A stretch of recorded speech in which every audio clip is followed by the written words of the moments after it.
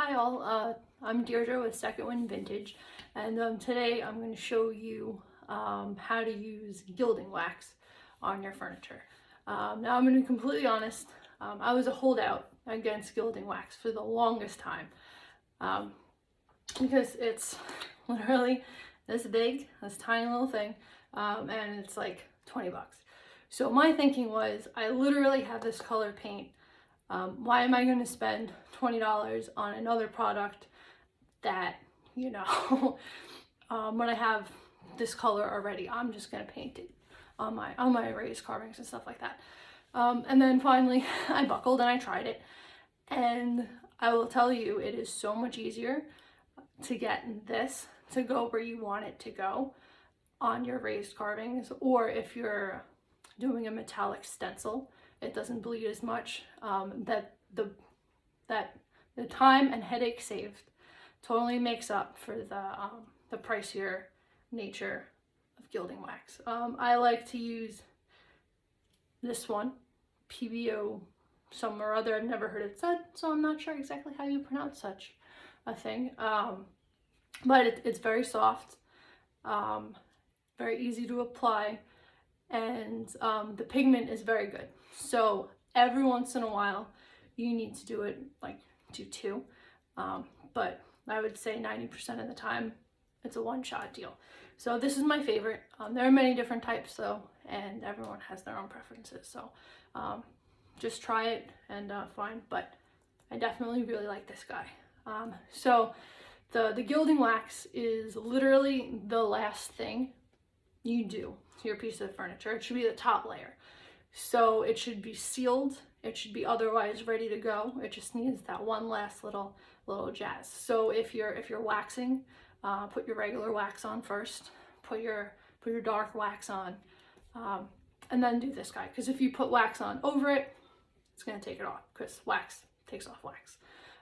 If you are doing a varnish or a polyurethane, put your polyurethane or varnish on, and then do your gilding wax. This is the absolute last thing. Okay, so I have this buffet. I wanted to keep it wood because the wood was really pretty, it had a nice patina and everything. So I freshened that up with a little stain because it was a little faded. But I wanted to jazz up the piece a little bit to make it a little funky and a little less old lady-like. So I decoupaged tissue paper prints into the insets in the door. There are birds and monkeys, and this is a clawfoot guy, so I thought that went really well, and it made me smile. Hopefully it makes you do too. And then it has all these cool raised carving bits that kind of look like feathers and wings. So I really want these to pop out, so I'm going to use my gilding wax to do it. So literally, you can use a brush if you want. I like to use my finger because it's easier, and also generally when I'm using it, I like it to be a less uniform color. So more opaque in some places and more see-through in others, because I generally like a more aged, lived-in finish. If you want it to be completely opaque, definitely use a brush. But if you don't care, or if you're looking for an older one, your finger is your best tool. Also, if it's a super tiny, use a brush. But these are pretty big.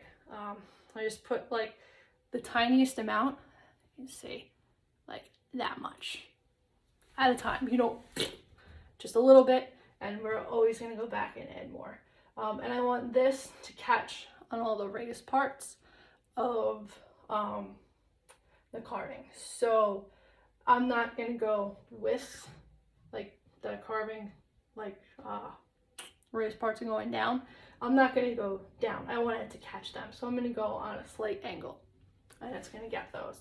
So I'm gonna put a little bit on my finger, tiny smidge, and then I'm just gonna go like that. And then I ran out because I only had such a tiny amount.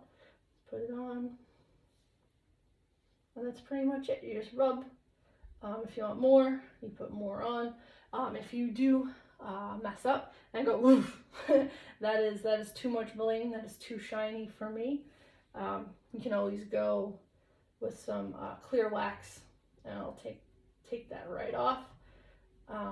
Also, gilding wax comes in many different colors too. This is I forget which one. I think it's Empire Gold or something like that.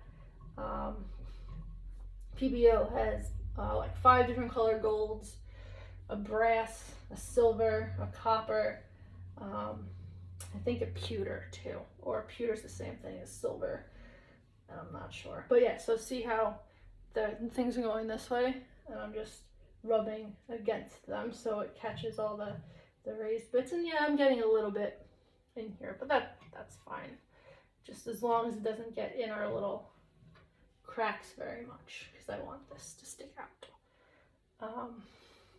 Yeah, and I think some companies have even like metallic colors, like blue and red and green and all that fun stuff. So definitely, if you're interested, just take a look, see if this one doesn't have a color you want, and you find one that does. Like, color is really important. Just try that one then. Yeah, so I'm just whooshing, blending it out a little bit. If I blend it a little too thin, like, I'm probably going to go back and just go on the diagonal so it catches the ridges just a smidge more than the recesses. But yeah, so if you use the gilding wax, you don't have to tape all this junk off. All these little nooks and crannies and ridges that you don't want it to get to, that your paint will somehow find its way to, no matter how tiny a brush you have, no matter how careful you are, paint will find its way to where it's not supposed to be. So it's an awesome time saver. So yeah, so that's it. You just rub. Let me give you a little, I'll move you a little closer. I'll try and be smooth about it, but you might want to close your eyes for a sec so you don't get motion sickness. So yeah, okay, it's safe to open. I'm gonna do this one a little bit closer, this side. You can see. I'm just rubbing. I'm trying to go on an angle so it catches. It doesn't, if you were trying to get an opaque look, like totally solid gold, you would go with it more. And then maybe at the end, to pop on some highlights, you would go on your angle. But like I said, I like the more lived in antique look. Like, the wood has variation in tone. I want my details to have variation in tone as well. And I polished up my hardware very slightly, so I want it to match that too. Like, it's not totally done. Yeah, one last bit, and then we are home free with this section. It took us,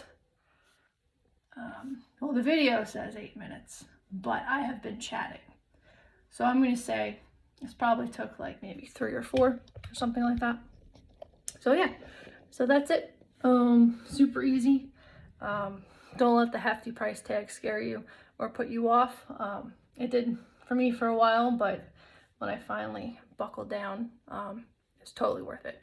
Saves you time, saves you mess, stress of, oh god, I just got brass paint where it's not supposed to be, and I spent so much time glazing and everything, and that's not an easy touch-up. I think we all know that. So I highly recommend you try out a gilding wax, whatever brand you would like, and give it a go, and I think you'll like it a lot. So that's it. Have fun.